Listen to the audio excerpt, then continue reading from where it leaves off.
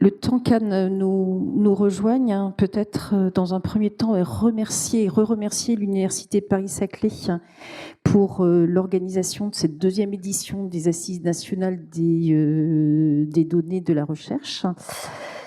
Comme vous avez pu le voir, peut-être quelques mots de conclusion pour ceux qui étaient présents aux premières assises qui se sont tenues donc l'an dernier à Aix-Marseille Université. On a quand même le sujet de la souveraineté qui a fait largement irruption dans nos discours. Je ne sais pas combien de fois, effectivement, dans les propos des différents orateurs et de l'ensemble des participants, ce terme est apparu. Je ne sais pas si l'an dernier, peut-être Anne, tu en as le souvenir, hein, s'il y a eu beaucoup, effectivement, de débats sur la souveraineté. En tout cas, je n'en ai pas entendu, enfin, j'en ai pas le souvenir. On avait un peu parlé IA, mais de façon, je dirais, beaucoup plus modérée. On était vraiment centré sur le sujet de l'ouverture et du partage des données. Donc ça nous donne, je dirais, un sujet de continuité pour les troisièmes assises de la donnée. Dans le propos introductif, je vous avais dit, nous allons passer le relais et savoir quel est l'établissement qui prendra le relais l'an prochain. Donc encore un grand merci à toute l'équipe d'organisation ici et au président de l'université ainsi que la présidente de l'ENS pour l'accueil. Et les troisièmes assises nationales se tiendront l'an prochain à l'université de Montpellier. Et je me permets de passer la parole à Anne Laurent, la vice-présidente Sciences ouvertes de l'université de Montpellier.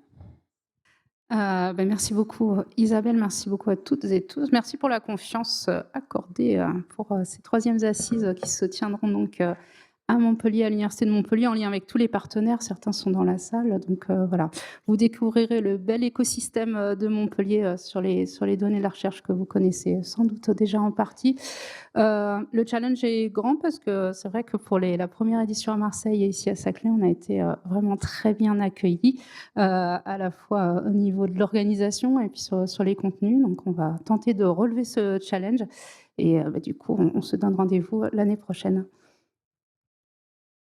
Peut-être je peux ajouter un petit mot, effectivement, pour d'abord remercier Isabelle, remercier le ministère qui nous a fait confiance. C'était important, c'est vraiment une fierté pour nous d'organiser cette réunion ici. Donc ça se soit bien passé. Et j'aimerais... Autant c'est un peu paradoxal de remercier tout le monde de premier jour, là ici, on a vu le résultat et je crois que c'est plus justifié. Et je voudrais remercier très chaleureusement les gens qui se sont beaucoup investis pour que ça fonctionne bien. La direction de la marque de l'université, en particulier Doria Ferran et Emmanuel Louis, qui ont beaucoup travaillé, et je crois qu'on peut les applaudir.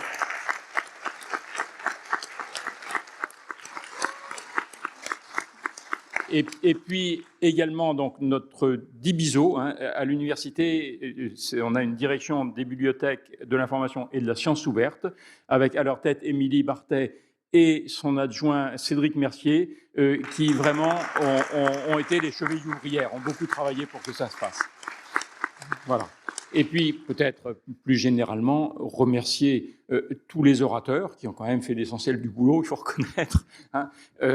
Et vraiment, c'était un plaisir. Moi, j'étais dans la salle et c'était extrêmement instructif et c'était un plaisir de suivre ces 2 jours. Donc, merci beaucoup.